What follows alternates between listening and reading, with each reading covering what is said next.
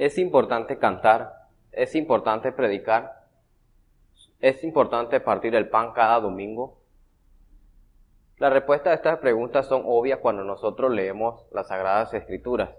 Y la respuesta es sí. Y así también de obvia lo es la oración. Es muy importante para nuestra vida cotidiana. A muchos de nosotros nos gusta enseñar la palabra de Dios cada domingo a la hermandad. Sin embargo, ¿cuántas veces oramos cuando vamos a iniciar aquel sermón o cuando lo estamos preparando?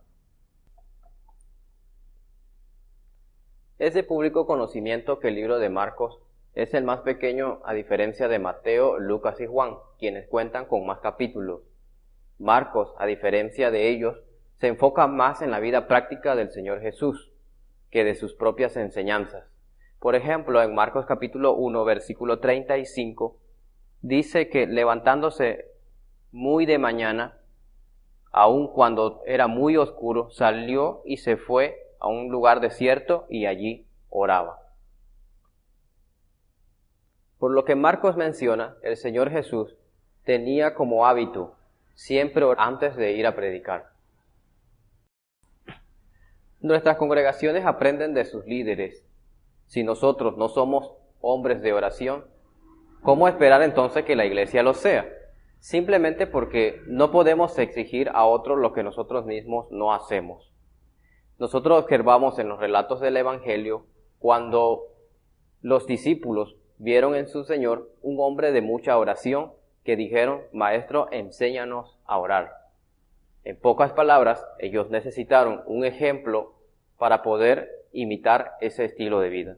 En el libro de los Hechos, nosotros notamos un pequeño conflicto entre la iglesia que estaba en Jerusalén, los cristianos judíos helenizados contra los cristianos judíos hebreos que estaban en Jerusalén.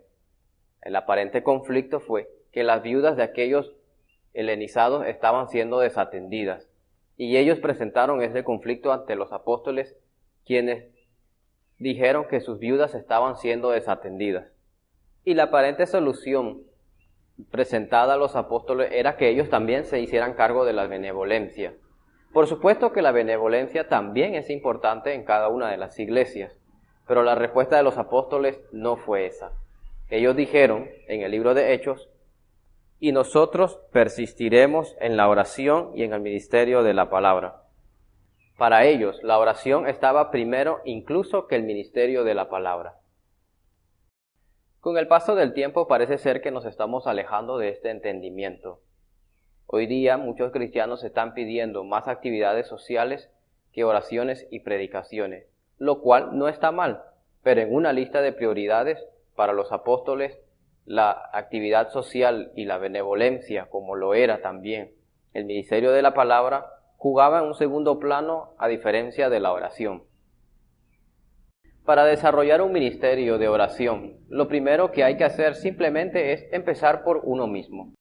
Ya hemos visto anteriormente que no se le puede exigir a otro lo que nosotros mismos no hacemos. Para ello podemos responder entonces las siguientes preguntas con nuestra propia conciencia. ¿Qué tanto oramos? ¿Es la oración importante para nuestra vida?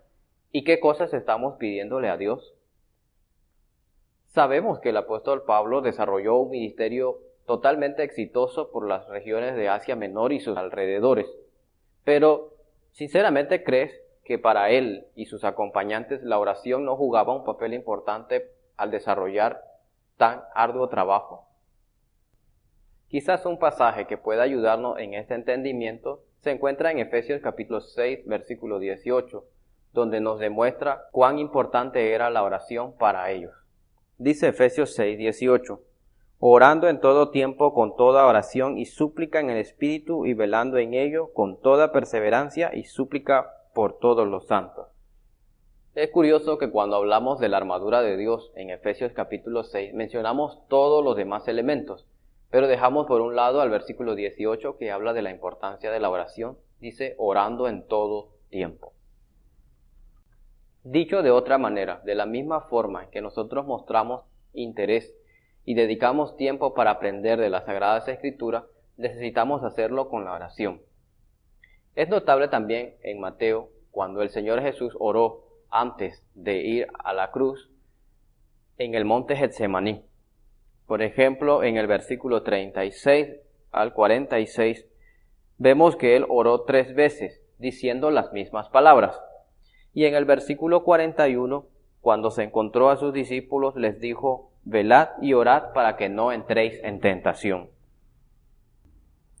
La oración nos ayuda a comunicarnos con el dueño de la mies, pues es Dios.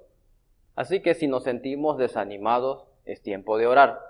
Si ves que algún proyecto no está funcionando como lo esperabas, o está siendo difícil trabajar con algunos hermanos, pues es tiempo de orar. Es tiempo de comunicarnos con Dios y poner a cuenta nuestras dificultades y pedir de su fortaleza.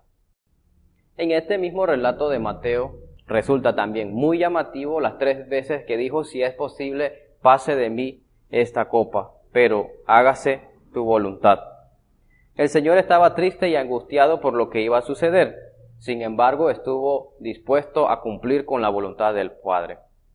Igualmente nosotros debemos aprender de nuestro propio Señor Jesús.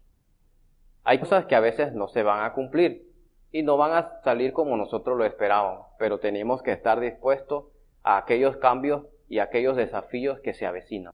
Otro líder que nosotros vemos en la Biblia, que trabajó primero consigo mismo, fue un gran líder para la nación de Israel y también veía como importante la oración, fue el propio Nehemías. Cuando él recibió las noticias de que Jerusalén había sido destruida, los muros de la ciudad estaban derribados y las puertas habían sido quemadas, él se angustió, lloró y después oró.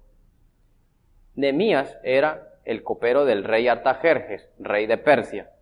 Cuando él recibió esta noticia, clamó a Dios en oración, pidió la oportunidad y pasado un par de meses tuvo la oportunidad de estar frente al rey Artajerjes, quien le vio triste.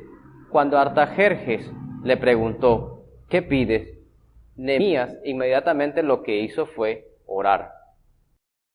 Es evidente que para Nehemías la oración era algo importante, no solo por el bien de él, sino también por los proyectos que realizaría en el nombre de Dios.